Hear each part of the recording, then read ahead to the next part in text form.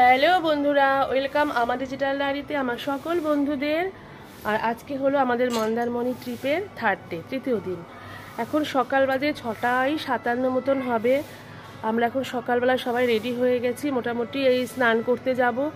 আর আজকে phone tone সমস্ত কিছু বাড়িতে রেখে যাব। আজকে খুব ঘুরাবো, খুব স্নান করব, সবাই জলে নামবো।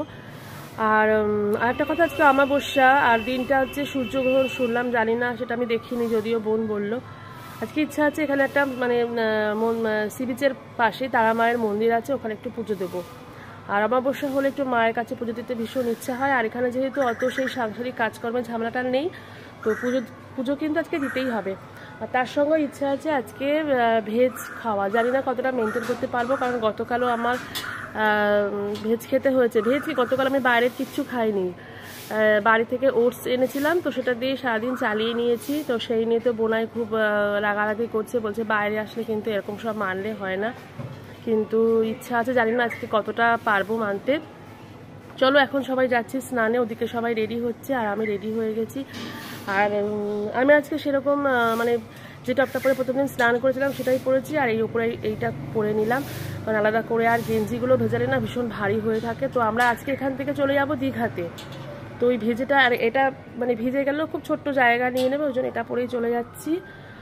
আর দেখো আমাদের হোটেলের বাইরের ভিউটা, এটা হচ্ছে অ্যাকচুয়ালি যে হোটেলটা আমরা আছি, হোটেলটার নাম হচ্ছে তোমার রয়্যাল হেরিটেজ। ভীষণ ভালো হোটেলটা। আর সত্যি কথা বলতে কি আমরা খুব চিপে পেয়ে গেছি। শুনলাম যে হোটেলটা নাকি সেল হয়ে গেছে, অনার চেঞ্জ হয়ে গেছে, সুতরাং ওরা যে কোনো একটা বাজেটে মোটামুটি হলে দিয়ে দিচ্ছে। তো সেই ফ্যাসিলিটিটা আমরা পেয়ে গেছি। আর মেয়েদের একটা ডিমান্ড ছিল যে সুইমিং পুল থাকতে হবে, সেটাও পেয়েছে, ওরা ভীষণ হুড়িয়েছে। আর এই হচ্ছে দেখো,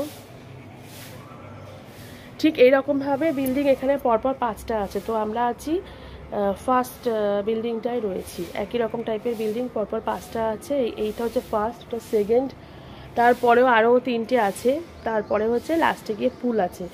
আর হ্যাঁ, বাইরে একটা খুব সুন্দর পুকুরও আছে। তুমি যদি কখনও মন্দারমণি আসতে পারো, এই হোটেলটায় ট্রাই করে দেখতে পারো। আর ঘরগুলোও ভীষণ ভালো, একবার দেখিয়ে দিই তোমাদের। এই হচ্ছে একটা ব্যালকনি। যেহেতু তোমাদের হোটেলটার কোনো ভিডিও দেখানো হয়নি, তো দেখিয়ে নিলাম। আর এই যে দেখো আমাদের ঘরটা বেশ বড়।